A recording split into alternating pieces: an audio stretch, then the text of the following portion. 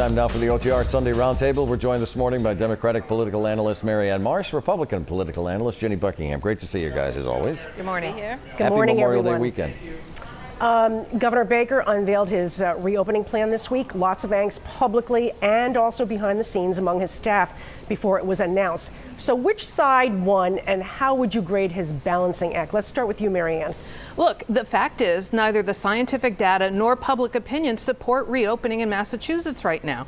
Only 2 states have met the Trump administration standards to reopen, Michigan and New Mexico, not Massachusetts. Then look at the latest Massachusetts polls. Voters say 85% of them supported the last extension, the stay-at-home extension. 68% of them are more concerned about their health and 28% are more concerned about their finances. So there's no real facts here to support reopening right now. So then you have to ask the question, is Charlie Baker, who said he's trying to, some will say it's too much, some will say it's too little, is he trying to appease maybe some of the Trump voters, maybe some of the churches, even though most churches aren't going to open, maybe some of the protesters, a handful that showed up at the State House and outside his home?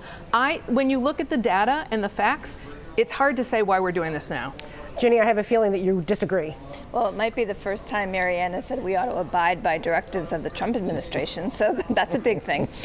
Look, last week I said that the governor needed to approach this with some certainty and some hope, and he did both, and I think that's quite a balancing act. So he allowed some businesses to open, some more coming tomorrow on Monday, and then he said here are the phases moving forward, which offers some hope. He's establishing a reasonableness standard. I think he's erring on the side of caution, actually, because I know many restaurant owners are upset that they are not in this first phase. So I think I'd give him an A. I think he's doing exactly what he needs to do. But we've lost 6,200 Massachusetts residents in 60 days. So now you have to say, what's going to happen in the days and weeks to come? If there's a spike in cases, a spike in deaths, or people just choose not to participate, that is very telling. And it's too late for the people who have died, but let's hope it's not too soon for everybody else. Let's go to the next item. Lieutenant Governor Karen Polito, who has a campaign war chest more than double of her boss. She had her big moment in the spotlight. She has been there at every one of the briefings, but she had her big moment in the spotlight. She headed the reopening advisory board. Ginny, let me start with you. How did she do? I thought she did great. And, I worked for the number 2 to a towering, bigger than life governor, Paul Cellucci, to Governor Weld. And Governor Cellucci took on those kind of roles, leading those task forces that are really important, but sometimes kind of behind the scenes. And he led the Domestic Violence Council and many other things. And that set him up for success and proved his kind of merit in the eyes of the voters. And I thought she did a great job. The campaign war chest aspect of this, Marianne, more than double of her boss. $1.8 million to be precise here. Look, she's trying to be ready, and it's not clear whether Charlie Baker is going to run for a 3rd term. I have thought all along that he would do that, but both for Polito and Baker, these next few weeks could determine their political futures. Make no mistake about it. Let's talk about the MBTA. They have said that they're not going to stop passengers who get on without a mask. But for those who don't wear a mask and they are boarding trains, how do you diffuse what surely are going to be arguments among passengers, if not with the T-Police?